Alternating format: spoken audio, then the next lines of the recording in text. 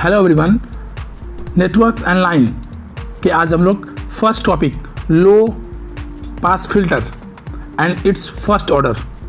तो लो pass filter के बारे में आज हम लोग देखेंगे कि क्या होते हैं लो पास फिल्टर, साथ ही साथ फर्स्ट ऑर्डर के लो पास फिल्टर क्या होते हैं। तो चलिए स्टार्ट करते हैं नेटवर्क एंड लाइन के लो पास फिल्टर LPF के बारे में। आज के सेशंस के जो आउटलाइंस हैं जो हम लोग आज सीखने वाले हैं वो है हमारा पैसिव लो pass filter, RC low pass filter circuit के बारे में जानेंगे, frequency response first order low pass filter, साथ ही साथ कट ऑफ फ्रीक्वेंसी के बारे में हम लोग सीखेंगे। चलिए स्टार्ट करते हैं आज का सेशन।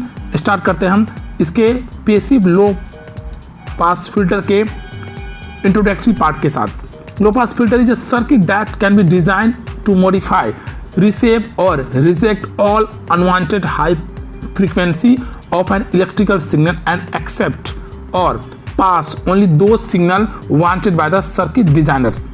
तो लो पास फिल्टर जो है वो लो रेंज के फ्रीक्वेंसी को एक्सेप्ट करते हैं और वो सर्किट में पास होते हैं, जबकि हाई रेंज की जो फ्रीक्वेंसी होते हैं उसे रिजेक्ट कर दिया जाता है और उसे रिसेप करके एलिमिनेट किया जाता है हाई लेवल के फ्रीक्वेंसी को। तो लो पास फिल्टर जो है वो लो रेंज के फ्रीक्वेंसी को एक्सेप्ट करते हैं, साथ ही साथ हाई फ्रीक्वेंसी को ये रिजेक्ट करते हैं। In other words they filter out unwanted signal and ideal filter will separate and pass sinusoidal signal based upon their frequency. In low frequency application up to 100 kHz, passive filter are generally constructed using a simple RC network। तो जो लो पास के filter हैं वो RC network resistor और capacitor के एक combination के साथ एक सर्किट तैयार किया जाता है, RC नेटवर्क तैयार किया जाता है और इस नेटवर्क के मदद से जो फ्रीक्वेंसी है, जो लो रेंज के फ्रीक्वेंसी है उसे यूज में लाया जाता है और लो लेवल के फ्रीक्वेंसी से जो यूज होते हैं सर्किट में उस तरह के एप्लीकेशंस में इस तरह के लो पास फिल्टर को यूज किया जाता है। और लो पास फिल्टर एप्लीकेशंस में फ्रीक्वेंसी जो होते हैं अप टू 100 kHz तक के होते हैं और जो भी इस रेंज से ऊपर के फ्रीक्वेंसी होते हैं, जो भी ग्रेटर देन 100 kHz फ्रीक्वेंसी से लार्जर होते हैं, उस फ्रीक्वेंसी को एलिमिनेट कर दिया जाता है। Passive filter are made up of passive components such as resistor and capacitor having no amplifying elements. तो ये एक सिंपल सा रेसिस्टर और कैपेसिटर का नेटवर्क होता है जिसमें किसी भी तरह के एम्पलीफाइंग एलिमेंट नहीं लगे होते हैं, ट्रांजिस्टर और ऑपरेशन एम्पलीफायर नहीं लगे होते हैं। So no signal gain, therefore their outputs level is always less than the input level। तो जो इनपुट होते हैं इसके रिस्पेक्ट में आउटपुट हमेशा कम देखने को मिलते हैं क्योंकि यहाँ किसी भी टाइप के एम्पलीफाइंग एलिमेंट नहीं लगे होते हैं, ट्रांजिस्टर और ऑपरेशन एम्पलीफायर नहीं लगे होते हैं, इसलिए आउटपुट हमेशा इनपुट के कंपैरिजन में कम देखने को मिलता है। Low pass filter, a simple passive RC low pass filter और LPF, इसे शॉर्ट फॉर्म में LPF भी कहा जाता है, can be easily made by the connecting together in series a single resistor with a single capacitor. और ये single capacitor और सिंगल रेसिस्टर्स के कॉम्बिनेशन, सीरीज कॉम्बिनेशन के साथ इस तरह के नेटवर्क को तैयार किया जाता है। In this type of filter arrangement the input signal V in is applied to the series combination both resistor and capacitor, but the output signal V out is taken across the capacitor। तो जो हमारे input होते हैं वो जो supply किया जाते हैं इनपुट वोल्टेज वो रेसिस्टर और कैपेसिटर के से सप्लाई किया जाता है इनपुट को, जबकि जो आउटपुट हमारे पास सिग्नल होता है उसे कैपेसिटर के अक्रॉस इस आउटपुट सिग्नल को लिया जाता है। This type of filter is generally as a first order filter. और इस तरह के RC नेटवर्क जो होते हैं उसे फर्स्ट ऑर्डर के फिल्टर कहते हैं, लो पास फिल्टर कहते हैं और वन पोल फिल्टर भी इसे कह सकते हैं। वाई द फर्स्ट ऑर्डर और single pole? Because it has only one reactive components. तो यहाँ पर एक ही रिएक्टिव कंपोनेंट्स है जो है कैपेसिटर। कैपेसिटर को रिएक्टिव कंपोनेंट्स कहा जाता है और यहाँ पर एक ही रिएक्टिव कंपोनेंट्स कैपेसिटर यूज हुआ है सर्किट में, इसीलिए इसे वन पोल फिल्टर या फिर फर्स्ट ऑर्डर फिल्टर कहते हैं।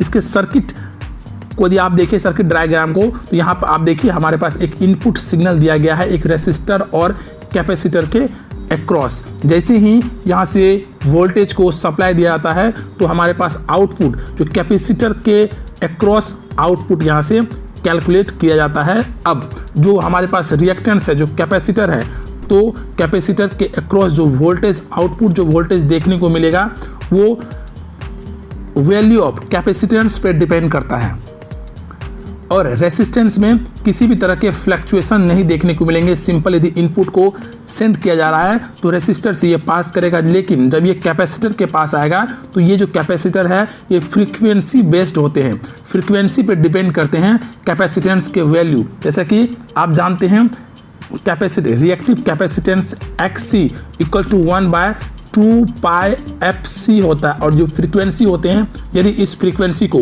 इंक्रीज किया जाता है तो कैपेसिटेंस डिक्रीज होता है और यदि इस फ्रीक्वेंसी को डिक्रीज किया जाएगा तो ये जो XC है रिएक्टिव कैपेसिटेंस के वैल्यू है वो इंक्रीज होते हैं। तो यहाँ पर यदि फ्रीक्वेंसी को, इसका मतलब ये हुआ जो हमारा कैपेसिटिव रिएक्टेंस है वो इनवर्सली प्रोपोर्शनल होते हैं फ्रीक्वेंसी के।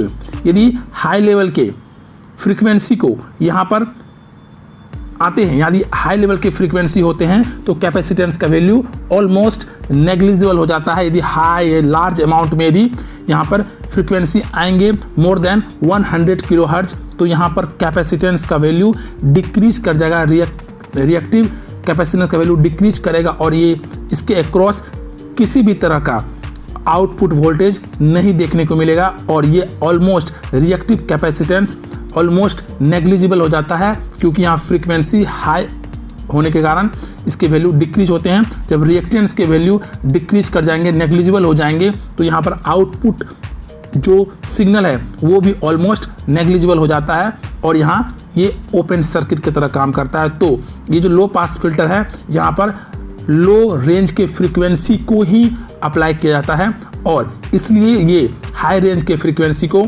एलिमिनेट कर देता है, इसलिए इसे लो पास फिल्टर कहते हैं। जहाँ पर लो रेंज के फ्रीक्वेंसी मतलब क्या, फ्रीक्वेंसी के जो वैल्यू होते हैं उसे कम रखा जाता है, फ्रीक्वेंसी की जो रेंज है वो लेस देन और अप टू 100 किलोहर्ट्ज तक ही रखा जाता है ताकि रिएक्टिव कैपेसिटेंस का वैल्यू हो एक मैक्सिमम वैल्यू हो। जब फ्रीक्वेंसी कम होगा तो कैपेसिटेंस की वैल्यू इंक्रीज करेंगे, जब इंक्रीज करेंगे तो इसके अक्रॉस आउटपुट भी इंक्रीज होगा। तो यहाँ पर लो पास फिल्टर के वर्किंग प्रिंसिपल में जो पूरी तरह से डिपेंडेंट है ये लो फ्रीक्वेंसी रेंज पे ही डिपेंडेंट है। यदि हाई फ्रीक्वेंसी देते हैं तो ये उसे एलिमिनेट कर देगा इस तरह के सिग्नल को।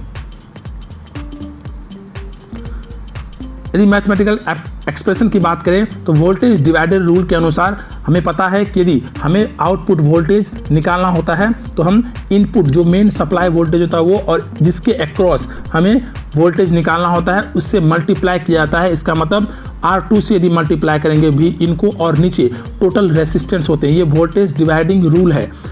लेकिन यहाँ पर हमारे पास एक रेसिस्टेंस और दूसरा कैपेसिटर है। यदि कैपेसिटर के अक्रॉस आउटपुट वोल्टेज हमें निकालना है तो R2 के जगह हमें कैपेसिटेंस रिएक्टिव कैपेसिटेंस के वैल्यू को रखना होगा। तो R2 के जगह हमारा जो वैल्यू पुट होगा वो XC का वैल्यू पुट होगा यहाँ से और जो टोटल हमारे पास इंडिपेंडेंस निकलेंगे R1 प्लस R2 यहाँ होंगे R1 का स्क्वायर प्लस XC का होल स्क्वायर रूट अंडर में। तो यहाँ पर वोल्टेज डिवाइडिंग रूल यदि हम इस नेटवर्क पे लगाए RC नेटवर्क लो पास फिल्टर पे लगाए तो हमारा जो इक्वेशन बनेगा वो कुछ इस तरह के वोल्टेज डिवाइडिंग रूल के कॉन्सेप्ट पर RC पोटेंशियल डिवाइडर इक्वेशन जो हमारे बनेंगे वो कुछ इस तरह से बनेंगे। जो हमारा फाइनल आउटपुट कैपेसिटर के अक्रॉस जो कैलकुलेट किया जाएगा वो किया जाएगा V in XC by total impedance. तो ये V हमारा भी इन जो मेन सप्लाई है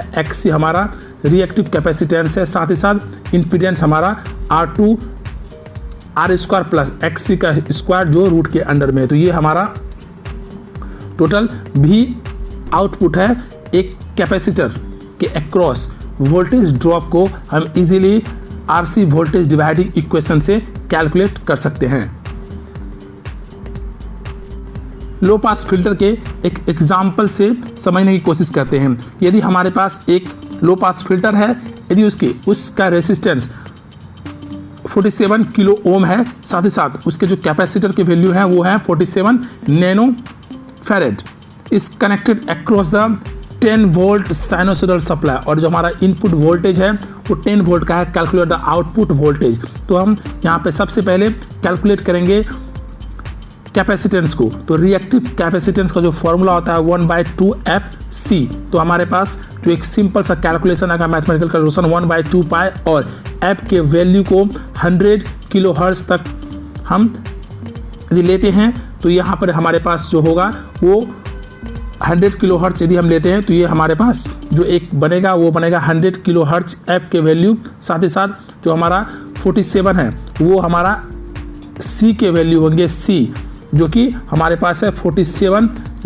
नैनो फैरेड, इसीलिए 47 इंटू 10⁻⁻⁹। और इसे कैलकुलेट करने पर इस सारे वैल्यू को यदि आप इस फॉर्मूला में रखते हैं तो हमारे पास जो रिएक्टिव कैपेसिटेंस का जो वैल्यू आएगा 33,863 ओम्स के अप्रॉक्स आता है।